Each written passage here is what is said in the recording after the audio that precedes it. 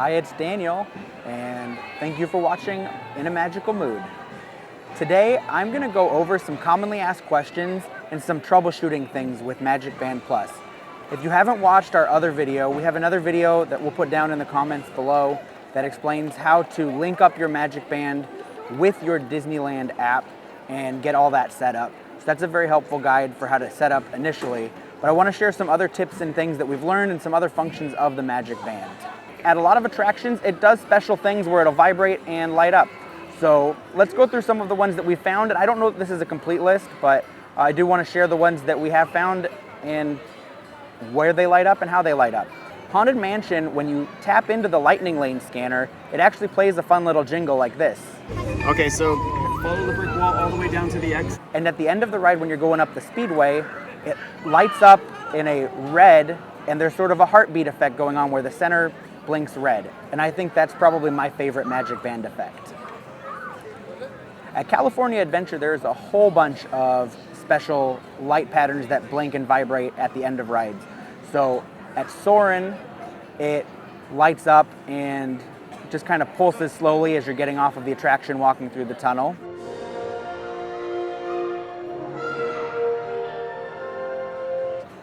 At Radiator Springs Racers, it lights up as you are getting off of the attraction in the area where you would view your on-ride photo.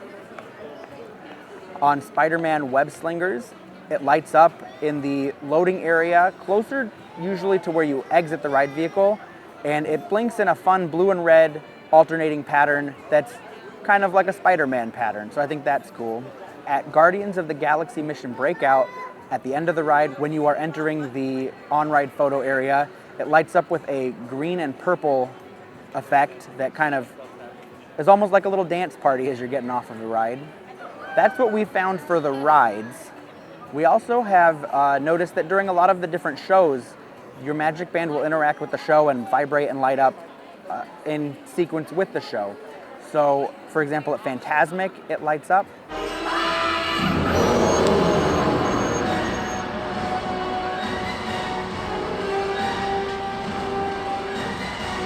During Mickey's Mix Magic, it has fun lights that go off during the show.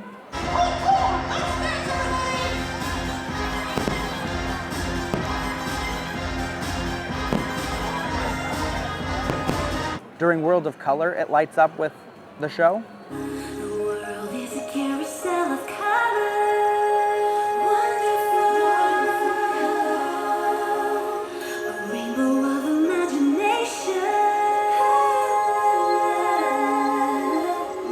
And we've heard that during some of the parades and other smaller shows in Avengers Campus, it will light up as well. We've found that depending on where you are in the park, that doesn't always work properly because you need to be in the areas wherever their Bluetooth transmitters are. But if you are there, it's fun to have that extra feature as you're watching and enjoying the different park entertainment offerings. When you open up the Disneyland app, you may get taken to different screens, and that's okay, it doesn't matter. Sometimes it loads to the attraction screen, sometimes it loads to this screen here, but ultimately what you want to do is touch that menu in the bottom right corner here, and that's going to take you to this screen. And when you're on this screen, they have conveniently moved the Tickets and Passes and MagicBand Plus to the top of that screen. So you don't have to go scroll down anymore and look for them. So once you're there, click on MagicBand Plus, and I got really confused the first time that I was using this. I didn't understand how to go back into my MagicBand to see how it was linked. So if you touch over there in the center, it just tells you what tickets are available to link your MagicBand Plus to. And obviously that's not something that we want to do. So currently it's assigned to me. Let's X out of that and go back. So to actually view your MagicBand Plus connected to your phone, you need to click on the MagicBand icon on the left side right here.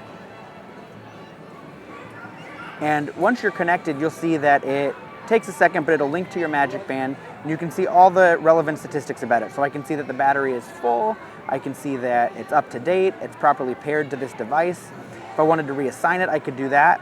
I could change the color, and as I scroll down, you will see that there are other settings and the ability to unlink it. So that's how you get back into this screen. I did go over changing colors in the last screen, but there's something else that I do want to point out here. So let's go into the change color screen.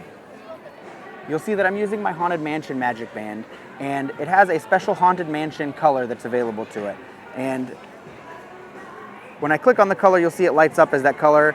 If I do the other colors, it does those colors when I touch them, respectively. But on that special color, that's exclusive to this Magic Band Plus.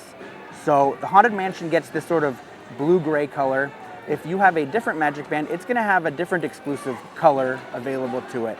So some of them are more colorful, some of them are just different colors. So that's something you might find interesting if you're planning on buying a Magic Band Plus. Just know that the different ones do have different color options and special themes available to them. So I'll save that, and then going back to the main screen when it's done, it'll say that it's updated. So that's kind of that. The other thing I didn't go over last time is this settings button. So if you click on manage here next to the settings, you'll see that you can tell the light to turn on or off. You can reduce the brightness if you wish. You can turn the vibration on or off. You can increase gesture recognition, which I have off. I'm gonna turn that on and see what that does in the future. And you can tell it whether or not you actually want it to connect to the different in-park experiences. So those are different options that are available to you in the settings of the Magic Band Plus part of the Disneyland app. I said this in the other video, but it still holds true and a lot of people aren't aware. The Magic Band Plus will work even if the battery is dead.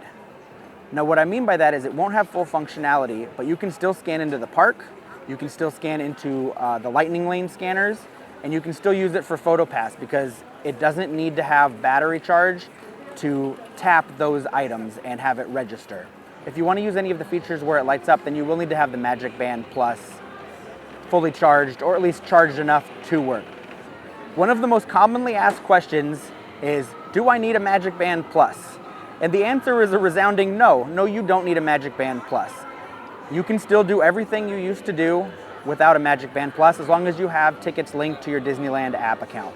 That barcode will still work for everything that it used to work for before. So you can still use your barcode to scan into the parks, you can still use your barcode for Lightning Lane returns, and you can still use the PhotoPass barcode in the app to link your PhotoPass photos to your account.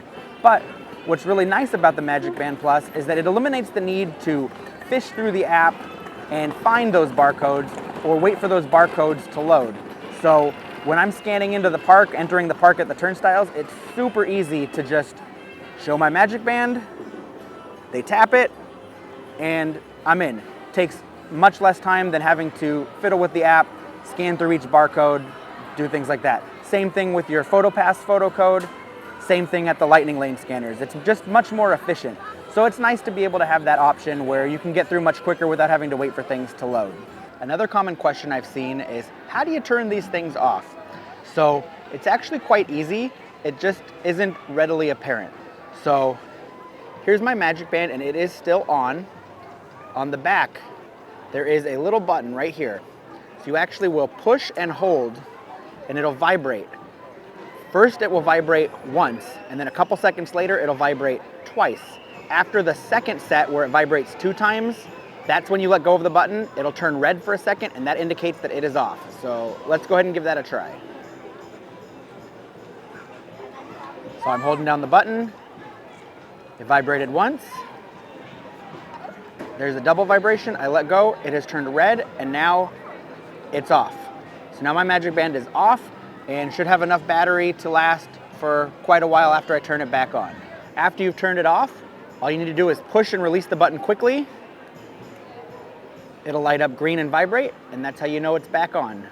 If you're not sure if it's on, push and release again, and it'll light up green if it is, and if it doesn't, well, that should turn it on anyway. So that's the easiest way to do it. As long as you don't push and hold and wait for that double vibration, you know that it's on.